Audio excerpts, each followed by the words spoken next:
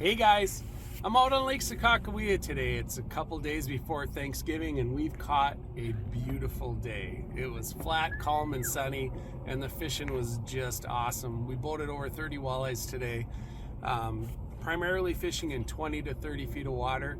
Water temperature's down to about 43 degrees, so vertical jigging was the best presentation for us today. And I'd like to go over a couple of things that we use out here to catch walleyes in the fall. And my weapon of choice today was this 6-foot 3-inch medium Bass Pro Shops Prodigy walleye rod.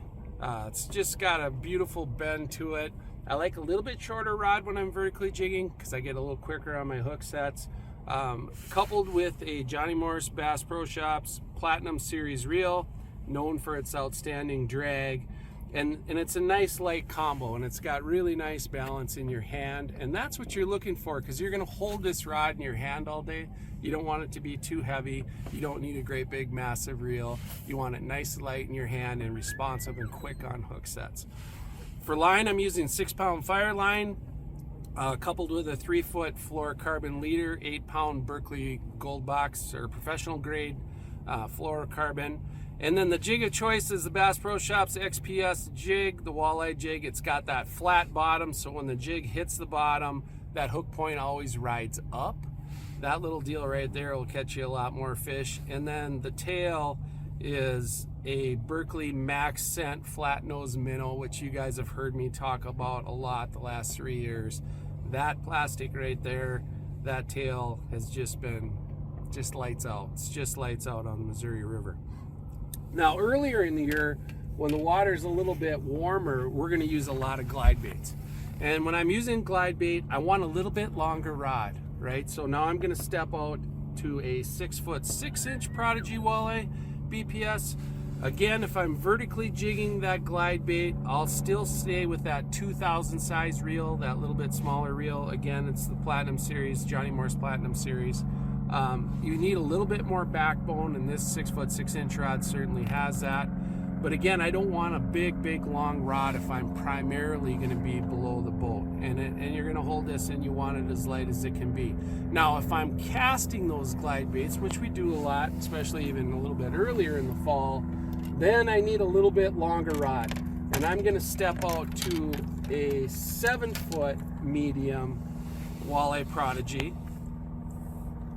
This rod, you can see it's got a lot more butt to it. Still has that very fast action on the end, but it's just got more power, and you need that when you're dealing with the heavier glide baits like this Johnny Darter here. This Johnny Darter, that's an 1 1/8 number 9. I'm going to step that line up to 10-pound, my main line, so I'll be running 10-pound fire line, and I'll take my leader up to at least 12 or maybe even 15-pound professional grade fluorocarbon. Is what we're going to use with that setup. You just need more beef when you're throwing out the Johnny Darter as far as you can throw it, and you get a bite out on the end of your cast, which happens often. You need a pretty good chunk of rod to reef on that thing and get a hook set into it. So you need a rod that's got a lot more power to it, and this one will certainly do that for you. And then the last thing that we'll do in the fall, sometimes when fishing is really tough, we got to get a little bit sneaky on them, and this is a rig that I like to use.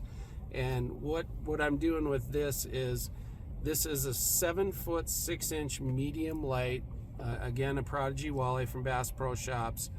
Medium light is the key here, and what I'm doing here is I'm using the reel. Really doesn't matter, but again, it's a Johnny Morris reel. It's the smaller size because this rod is actually going to live in the rod holder. And I'm using monofilament line. In this case, I have a 6-pound Berkley Sensation line on it, tied directly to the jig. And the jig should be as light as you can get away with. And what we're doing with this thing is we'll put a minnow on it and then pitch it out behind the boat, maybe 60, 70 feet, and just let it drag. And put that rod in the rod holder and just let it drag. And the rule is don't touch that rod. Don't touch that rod till that rod's bent in a circle. And when fishing's really tough, that tactic right there can help put some fish on a boat, whereas you can't get them vertically jigging. So hopefully you guys will learn a few tips to help your fall fishing and catch more fish.